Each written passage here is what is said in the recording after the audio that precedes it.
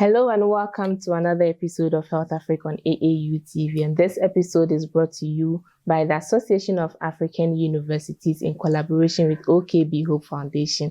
My name is Isabella Teta Hinakwa. And remember, with OKB Hope Foundation, most of our discussions are mostly on mental health. And today we will be discussing people of faith struggling with mental health issues. Like most of these people fear to go for mental health care support because they think that when they go for it, it means they have weak faith, forgetting that mental health is also a health issue. So today we are going to have an honest conversation in terms of what prayers can support, in terms of when it is necessary to go for a professional health care support, and also how we can avoid or reduce stigma for people to easily go for mental health care support. Once again, my name is Isabella Teta Hinakwa. We'll go for a quick break. When we come back, I'll introduce our guest to you and then start with the discussion. Please stay tuned.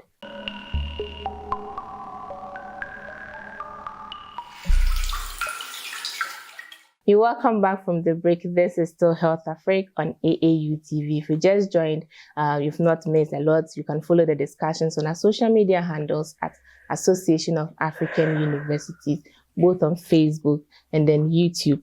And like I mentioned before we went for break, today we will be discussing people of faith struggling with mental health issues. And I'll be doing this with Reverend Mrs. Doris Attoh, who is a counseling psychologist. She's here to share insight on this topic with us. Hello, Reverend Mrs. Attoh. Hi, Isabella. You're welcome to HealthAfrik. Thank you very much for having me. Great. So before we start, although I've introduced you to our audience, but briefly tell us more about yourself. Okay, so my name is Reverend Mrs. Doris Attoh. I'm a pastor and I'm a counseling psychologist as well. And I work with Alivio Minds, is a mental health organization. We are into advocacy, we are into counseling psychology, we are into all other aspects of mental health issues. I think what you need to know today. Okay. And so today we are talking about people of faith like yourself who are struggling with mental health issues. And I know you are the right person to speak to this. When we talk about defining mental health, when it comes to the medical terms, we may have much knowledge about it, but you being a person of faith, how do you explain this to your congregation or to the people that come to you? Okay, so according to the Bible, since it's about faith, I think I'm allowed to quote scriptures. That's right. Yeah, so according to the Bible, the Lord has said that He wants us to prosper. We should be in good health, even as our soul prospered. So it's very important that we have good state of mind. In as much as we are concerned about our physical health, our mental health is also equally important. So I would describe or explain mental health in view of faith as the body, the spirit, the soul be in alignment. Yeah. Okay. And a lot of people go through mental health issues. They come to church and they don't show this. They pretend, should I say, that they are okay because they are scared to voice out. They are scared to let people know that this is what they are going through because they'll be judged as having a weak faith. Maybe they don't believe in God and all that. From afar, you sitting at the top and looking at what are some of the symptoms or some of the things you see for you to know that this person is going through a mental health issue? Okay, so let me also explain mental health according to the WHO. Okay, that's right. Okay, so according to WHO, mental health is somebody's ability or the overall well-being of somebody, their psychological, their emotional, and their social well-being, and somebody's ability to be able to handle or cope with challenges or the stresses of life, and then their ability to be able to relate with other people well. Now, if somebody falters or is deficient in any aspect of this, we can say that the person has a mental health condition. Now, when we talk about mental health condition, people already stigmatize it to be the person is, let me excuse my word, but you are mad. Once somebody has a mental health issue, doesn't mean the person is mad. And per research, according to the WHO statistics, about 13 million or 13% of Ghanaians, 2.3 million of Ghanaians have mental health challenges. Yeah. So we are not, though we are not on the streets, though we are not mad, but we have one condition or the other. Yeah. So there is something we look out for, as you rightly ask. So if we notice somebody who cannot cope or handle some stresses of life, somebody who is overwhelmed with some challenges or some issues happening into their lives, that is the red flag. Okay. It's something for you to approach the person to try to understand and find out what they are going through, what challenges they're encountering, and how you can help them resolve their issues. Or if they need to talk to somebody, you'll be able to give them the guidance. So yes, viewing people from afar, by some people, you can see somebody who was very bubbly, lovely, and all that, and all of a sudden the person is withdrawing. That should also make you draw closer to the person. Okay. So many factors can cause you to draw closer to someone to find out what you're going through and find out if they're having any mental health challenges. Yeah. Okay. Thank you for that clarification. Now, so let's say I'm your member, right? And I'm I'm a God-fearing person, so faithful to God, and always everything is about God says this, God says that, or the Bible says this, the Bible says that. Now I come to you. I don't know that I'm going through a mental health issue. I come to you that, oh, Reverend, please pray for me. Please pray for me. I'm going through this, and I say, pray for me. All I'm requesting for, although you're a psychologist, but what I'm requesting from you is prayers. Now, you having these two specialties, how do you assess me to, and then advise me that this is not about prayers only, but you need this, and that, or medical attention? Okay. Yeah. So once somebody comes to you for prayers, you need to pray with the person. Okay. You must pray with the person, because man is a spirit, and the body, the spirit and the soul, they're supposed to work in synchronize, right? So if the person is troubled and they want you to pray with them, you pray with them. But then after praying with them, you need to also talk to them and find out, what do you need prayers about? Somebody comes to you and says, like, oh, I need prayers because nowadays when I'm there, I have intrusive thoughts. I feel like I have to kill myself. I should die. I should do this. I should do that. And they said, oh, then you are casting and you are binding. No, those things, prayer doesn't work with those things. So I can pray with you to uplift your spirit. But after that, I would also want to entreat you to seek professional help. Because once the person has suicidal or intrusive thoughts, yes, it goes beyond prayer. The person is likely to need psychological assistance. We are still getting there. You know, some may be very stubborn. I mean, so let's say I've come and you said this to me. So I may think that, okay, why is the pastor telling me, yes, we prayed, but why is she saying I should go seek counseling, I should go seek, when I know that prayer is everything? Prayer can, to what extent do you ensure that, the person gets what is really needed? Yeah, so I think the first stage is to listen without judging the person. Be empathetic. So we call something unconditional positive regard. You accept the person, listen to them, and don't judge them. The person thinks that they need prayers because of what they are feeling. They might not have the knowledge that, okay, some thoughts or some conditions doesn't work only with prayers. Now, if somebody has malaria, and the symptoms are very clear, and the person says, Pastor, pray for me. I'm shivering, I can't eat, and then I'll pray for you. After that, I'll ask you to go to the hospital, because malaria has a cure. So why should you, something that has cure, why should you stress yourself and go through the pain when there's cure for it? So the same way when you have malaria, or you have hypertension, or you have sugar problem, and then I'll ask you that, oh, you're a diabetic person, after prayers, still go and take your insulin or take your medication. It's the same way. You listen to them without judging them, and help them understand why it is important that they add faith to their medical health. However, like as the Bible said that we should eat the fruits and then use the herbs for medicine. It's the same way. So these two goes hand in hand. So you try to explain to them, educate them, and then you assist them to get the help they need. Thank you. Now, being a reverend and also a psychologist, what are some of the myths? We may have heard a lot, but some share with us some of the myths you hear about people of faith when it comes to mental health. Just like in the beginning, you said, someone will say, so far as I'm not naked walking on the street, I am not I'm not having any mental health issues. Or people, when they hear mental health, it's all about madness. So share with us some of the myth and also misconception. Okay. Especially in the church premises, religious related, myth with regards to mental health issues. Sorry. Okay, sure. So when it comes to some of the myths, when it comes to mental health issues, I think one of the most common myths is that every mental health problem is demonic. Okay. Yeah. It's a demonic attack. Yeah, so once somebody has a mental health problem, the first thing is, hey, somebody's doing you. You are under attack. You are under this. You are under that. So that is one of the myths. And I don't know if I'm permitted to explain some few things. I want to debunk some of these myths. Please do. So that's one thing I want people to understand, that not every mental health problem is a demonic problem or is a demonic attack. I agree that there are demonic attacks. Some issues are very spiritual and they must be handled spiritually. But some of them, they are just our neurotransmitters, our the brain's communication problem that has just been, that is just unhinged. So there is medical attention or treatment that can resolve those issues. Now, there are three things I want to talk about.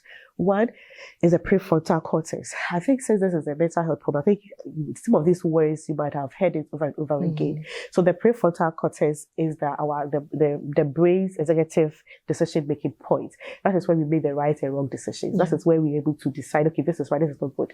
And now we have the hippocampus. And the hippocampus, that is the body's time. That's where we store information, we analyze, we store memories, we bring it forth and all that. And then we have the amygdala. The amygdala is the body's alarm clock or the alarm system of the body. Now, all these three things, so the amygdala and the hippocampus, they regulate our emotions. So if somebody's amygdala or somebody has been traumatized or somebody has had some bad experience, now the hippocampus is likely to be affected. So the person might not be able to store the differentiate between yesterday and today, 20 years ago and yesterday. So whatever happened to them 20 years ago, because the experience was bad, they still remember it as if it happened today. So the person is traumatized, you understand? And because of the same trauma, the body's alarm system or the body's alarm clock will always be on guard. So now when the amygdala is compromised, now the person is either in the fawn or the freeze mode. So if the person is somebody who is in the fawn mode, that is one thing that we ignore a lot. That somebody is a people pleaser. Everybody wants to please everybody. And we think that, oh, Opegipa. It's not everybody that they are like that. It's because they are traumatized. And their body, their alarm clock is telling them that, if you are pleasing people, you'll be loved. Because they didn't have love at some point of their life, or they encounter something. Somebody is always angry. For the least provocation, they are set on edge. And they're thinking that, this person is some way. Somebody is not able to just obey instructions. And in their mind, this person is stubborn. He doesn't want to obey instructions and things. Not knowing to us, the person might have been traumatized. And their amygdala is compromised. So because of that, they are always on the fight mode. So these are signs, these are things that happen. So if we see people this person has an anger problem, yes, some anger problems we can pray and it will go. But there are some anger problems, it's not demonic. The person needs counseling, the person needs therapy. Do you get it? Some are demonic, but most are also not demonic as well. Yes. And is there any other myth you would want to share? There are lots of myths, plenty. all right, that's fine. I said another thing is some people think that every mental health problem can be solved with prayer. I think not everyone is demonic, not all of them are also. And then some also think that once you have mental health problem, then you don't have faith, or you're not a strong Christian. But we forget that even Jesus Christ, when he came on earth, at a point, he said that my soul is sorrowful to the point of death. And at that time, he was with his disciples, some of them. He separated himself and left 8 behind. He went forward with 3 of them. And he couldn't tell the 12 together. But when he separated himself and there were only 3 of them, he was able to tell them how he was feeling. And for somebody to get to the point that, no, my soul is sorrowful to the point of death, that is depression, right? So even Jesus Christ had it.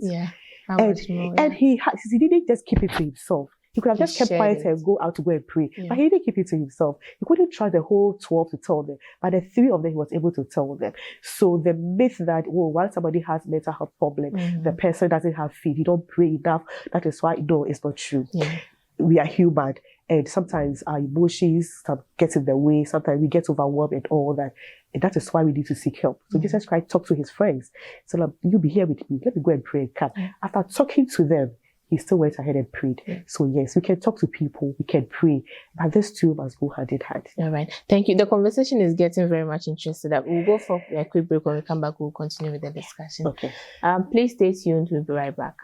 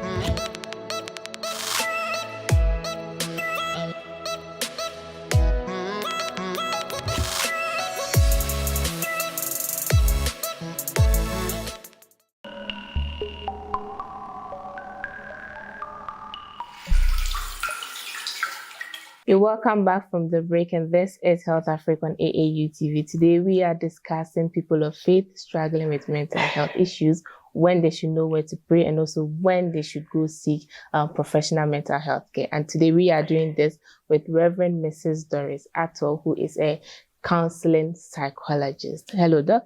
Thank you for sticking with us. Before we went for break, you explained and gave us a whole lot of insights, very interesting ones. You debunked some myths in the churches and when people should go seek mental health care, and not that everything is about prayers. Now, this is you. You may have the knowledge because you are a psychologist, you counsel people, and you are prone to all these issues.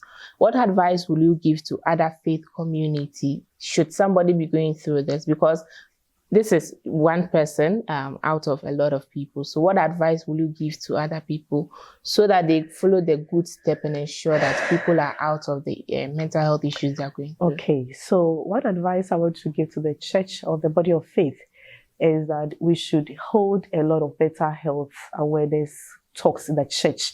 We should preach this from the podium. That's one thing we are not doing more. I think we need to do more of that. Do mental health talks, do psychoeducation, and every church, if as much as possible, they should try and then have a mental health facility that they can attach themselves to, or counseling psychologists or professionals that they can attach themselves to. So we have Alivio Mind. That's what we do. We partner with churches to support them and all that. So we can also contact Alivio Mind, and then we can provide some of these services to the churches. Now we have a lot of counseling psychologists in a pool of them that we can attach them to your various churches. If we preach this more, people will understand that it's not everything that shows that I don't have faith, but I might have been having genuine concerns that need help. And then once we do more of these talks, it will reduce the stigmatization. Most people don't talk about their mental health issues because of fear of stigmatization. They don't want to be tagged as some way or tagged to be something else. That is why they don't want to talk about it. So if we be able to preach it from our podiums, and we'll have a lot of talks about this, have a lot of conversation about the topic in the churches, I believe it will go a long way in helping us. Now, when it comes to the people living with people with mental health issues, sometimes the Bible says we should be each other's keeper. right? So watch your sibling, watch your friends, watch your colleagues at the office. Once you see some changes in their behavior, their lifestyle, somebody who was outgoing, nice and all of a sudden start withdrawing.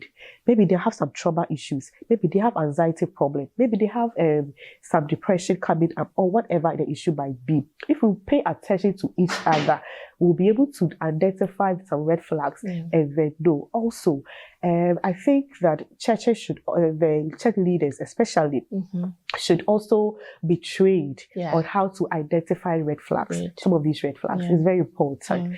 So that at least they'll be able to identify or spot these things, even from afar. Know that, oh, this person might need help, draw the person closer, and then be able to help them. I believe by doing this, we'll be able to close the gap, because as I mentioned about the statistics earlier, even though we have been able to identify these people, 98% of them are not getting proper or professional help. And we know how that is going to be. And trauma or mental health issue doesn't just go away. Sometimes it even gets worse. Some people, a lot of people are smiling and laughing and jumping with us, but they have issues. That is why you know that, oh, somebody came to work today, was laughing and all that, and the next moment they have taken their lives because a lot of things were going on within them. People saw it, but didn't know how to even approach them. So yes, I believe that if we do this training and this psychoeducational talks, it's to go a long way. I'm happy you talked about training. So this platform, we don't really share insight.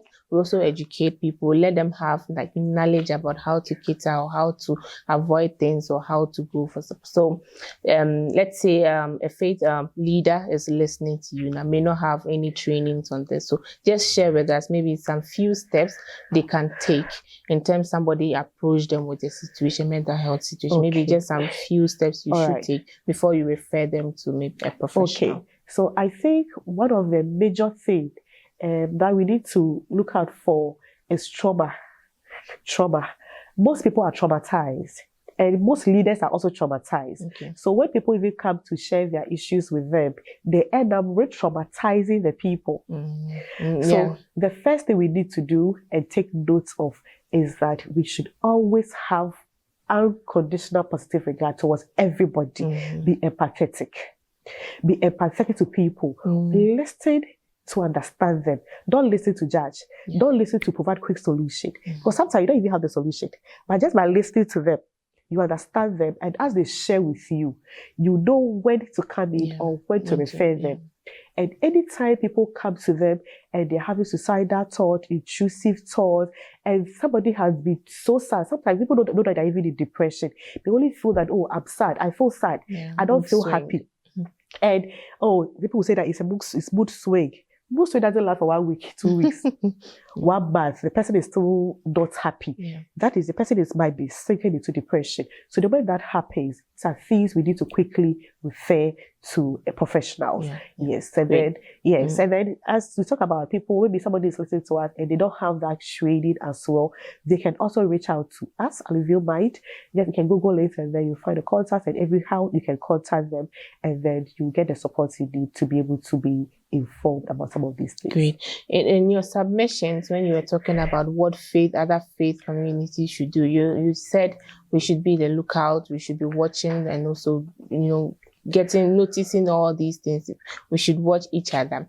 There are some people, yes, I may be watching my friend and I have seen that this is what the person is going through. Like you said, some people may not know it is depression, but because the person is so into believing in God, and some of preachers do say that nobody is your friend. Whatever you're going through, only communicate to God. And so the person will just go in the bed or pillow, cry to the pillow and pray to God and not share. Even though I may have approached the person and saying, what is wrong? Is everything okay? The person will just say, I'm fine, and go back home, cry, and then, pray to God.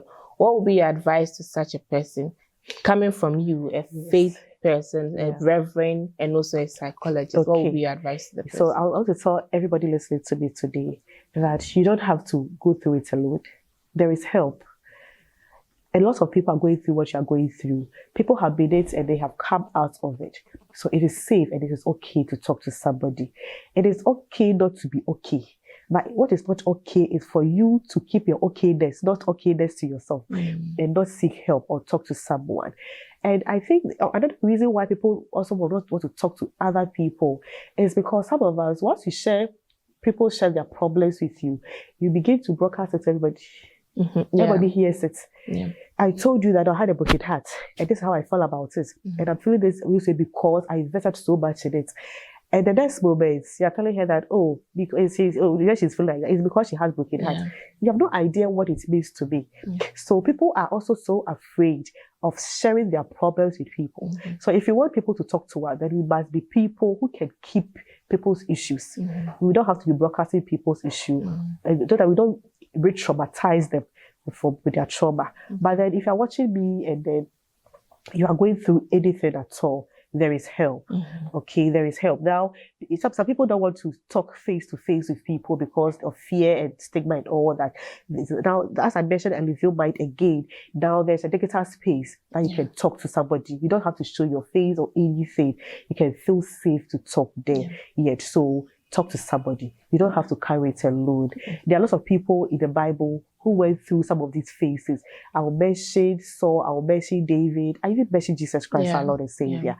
They all went through it. But at every point, Bible says that the Lord is closer to the brokenhearted. But how do you see the Lord? Have you seen the Lord of your face before? He said, as you do it unto my brothers, your brothers, or the least of these ones, you have done unto me. Meaning that as I talk to you as my brother, I might have seen Christ in you. So talk to somebody. God can use everyone or anything to speak to you. You don't have to keep it to yourself. You don't have to do it alone. Seek help. Exactly. You heard it right. You don't have to go through all alone. And just as she said, we're in the digital space. I think OKB has introduced HealthAfrik, so you can go to it. Although it is medical, you can go to it and just share your thoughts with it. Thank you, Doc. So this is to the individual, friends. Now let's come to the family home. There are some families who are so faith-based, and when they see that their child is going through this, just like you said, we are stubborn. Or they say, in this family, we are not weak, we believe in God, so go and pray. What would be your advice to family members as well? So I would advise them that as you help them to pray, still seek help, professional help for them. Know what kind of phase that needs prayer and what doesn't need prayer.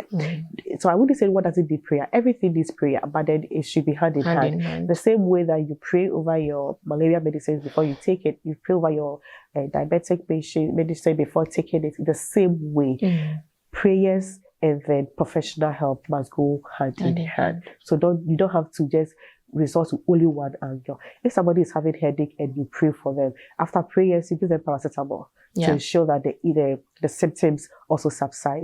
So it's the same way. Let's add knowledge to our faith. Thank you very much, and Doc. So you've shared a lot with us, and you've really educated us. You've made us know when we should pray. I mean, it's not when to pray and when we should go for medical or professional support, but I mean, we should do hand in hand. We are ending the conversation. Is there anything you would want to share with us? More information that you think you've not mentioned to our audience, and also your final words. Okay, so my final words to everyone listening to us is that don't do it alone. Seek help. And when families or friends, we see that people are going through some of these things, instead of sticking them to the church, they change some of them, they give them some concussions and things. If you don't take care, you are just aggravating the issue.